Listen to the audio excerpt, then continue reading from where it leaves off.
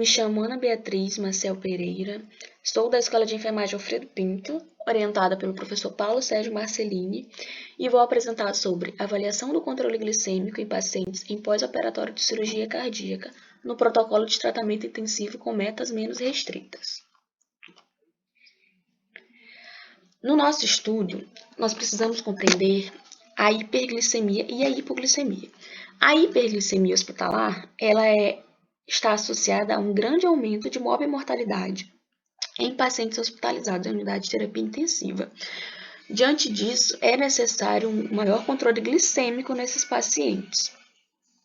Apesar da hiperglicemia estar muito presente, o evento adverso mais temido nesses pacientes pareceu ser a hipoglicemia, que é definida como um nível de glicose no sangue abaixo de 70 mg por decilitro.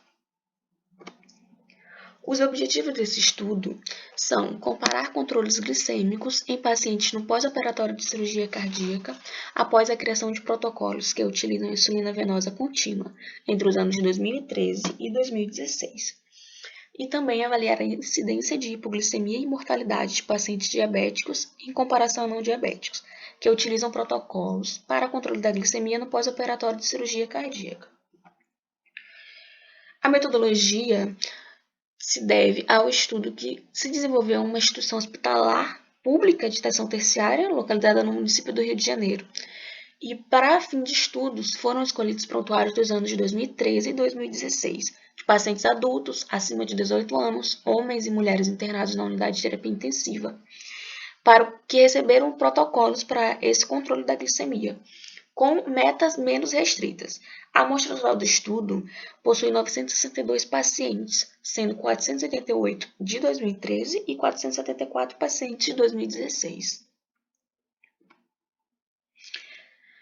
Aqui, nessa primeira tabela, nós observamos um perfil epidemiológico da amostra total, tanto do ano de 2013 quanto de 2016. Observando a idade, a média das idades se manteve semelhantes. No sexo, há o predomínio do sexo masculino em ambos os estudos, porém, quando a gente observa o tabagismo, em 2016 há uma taxa maior em relação a 2013. Na hipertensão arterial, ambos os estudos há uma alta incidência de hipertensão arterial, mas em comparação ao diabetes mellitus, em 2016 a taxa é maior em relação a 2013. Nessa segunda tabela, a gente observa as características clínicas de 2013, dividimos em diabéticos e não diabéticos. Quando observamos a média de glicemia nesses pacientes, os pacientes diabéticos têm uma taxa bem maior em relação aos não diabéticos. Em relação à idade, também são pacientes mais velhos, os pacientes diabéticos. Há um predomínio do sexo masculino em ambos os dois grupos.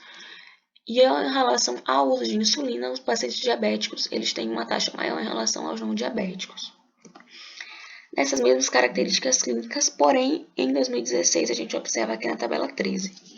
Também em relação à média de glicemia, os pacientes diabéticos são o maior grupo. Em relação à idade, também são mais velhos. Em relação ao sexo, há o predomínio do sexo masculino nos dois estudos. E o uso de insulina também se dá, na maior parte, nos pacientes diabéticos. Na tabela 4, a gente observa esses desfechos clínicos só que em 2013. Quando a gente observa a hipoglicemia sem o uso de insulina, pacientes não diabéticos apresentam uma taxa maior. Porém, quando a gente observa a hipoglicemia com o uso de insulina, os diabéticos têm uma taxa maior, com 29,75%. Em relação à mortalidade, pacientes diabéticos também apresentam uma taxa maior em relação aos não diabéticos no ano de 2013. Quando a gente observa o ano de 2016, há semelhança tanto na hipoglicemia sem insulina, com o diabético sendo a maior taxa, quando a hipoglicemia é observada com o uso de insulina, os pacientes diabéticos têm uma maior taxa, assim como em 2013. Porém, em relação à mortalidade, houve uma diminuição dos pacientes diabéticos em relação a 2013. Aqui nesse estudo, os pacientes não diabéticos apresentam uma taxa maior em mortalidade intra-hospitalar. O nosso estudo ele tem uma alta taxa de hipertensão arterial sistêmica e esse é um dos grandes fatores de complicações cardíacas em doenças coronarianas agudas. Além disso, um outro fator de risco presente nesse estudo foi a diabetes. A diabetes mellitus é uma das grandes causas de morte no mundo, principalmente em decorrência dessas doenças cardiovasculares que se trata o nosso estudo. Hoje em dia, a gente sabe que não somente o diabetes mellitus, como também outros estados hiperglicêmicos, eles ocasionam um risco muito maior de doença arterial coronariana, né? Nesse contexto das síndromes coronarianas agudas, a diabetes mellitus ela entra como um pior prognóstico, tanto a curto prazo quanto a longo prazo. Bom, a gente observou também que a hipoglicemia ela foi maior nos pacientes com diabetes mellitus que utilizaram insulina intravenosa. E a administração de insulina ele é um grande fator de risco para a hipoglicemia, porque ela é considerada um medicamento muito perigoso. E vários dados mostram que ela está entre os 5 medicamentos que mais causam danos a pacientes adultos e pediátricos. Porque a hipoglicemia é um fármaco de margem terapêutica muito estreita, ou seja, uma pequena dose, ela pode levar à hipoglicemia. Ela pode levar também a um edema pulmonar, pode levar a danos hepáticos, pode levar a coma hipoglicêmico e também à morte. Ou seja, ter um controle rigoroso dessa administração de insulina é muito importante nesses pacientes críticos. Outra coisa também, quanto à mortalidade, vários estudos relatam que o atual controle glicêmico em pacientes diabéticos em unidade de terapia intensiva,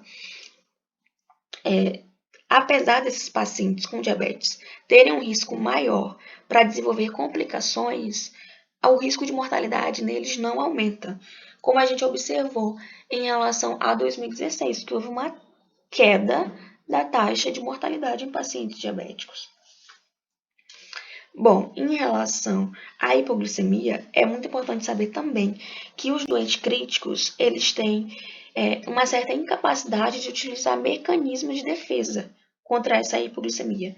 Por isso foi apontada como um grande motivo suficiente para não se usar metas glicêmicas muito rígidas nesse paciente.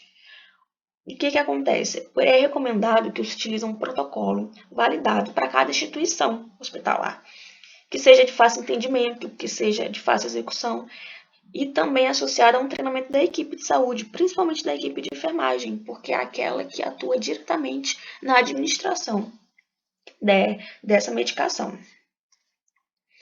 A hiperglicemia, ela também é um problema muito encontrado nesses pacientes graves de terapia intensiva. E a hiperglicemia também é associada ao aumento da morbidade e da mortalidade, independente da causa que foi admissionado o paciente. O risco maior de mortalidade observado no estudo encontra-se em pacientes diabéticos, e as intervenções desses pacientes trazem maior impacto.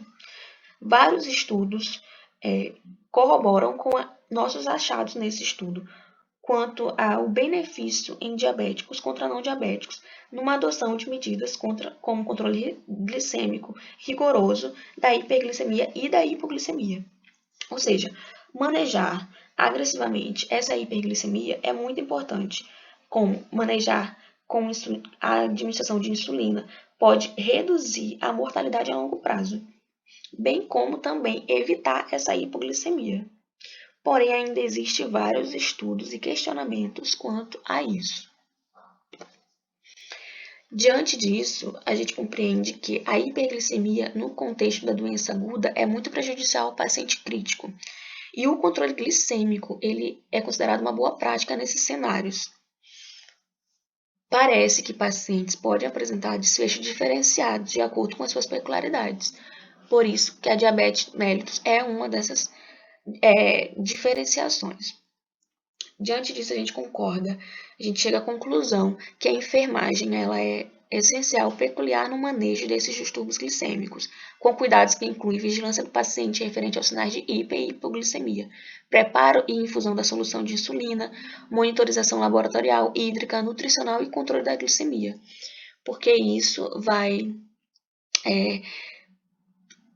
evitar que a hipoglicemia e a hiperglicemia possam causar um aumento na mortalidade nesses pacientes, tanto diabéticos quanto não diabéticos, hospitalizados nas unidades de terapia intensiva.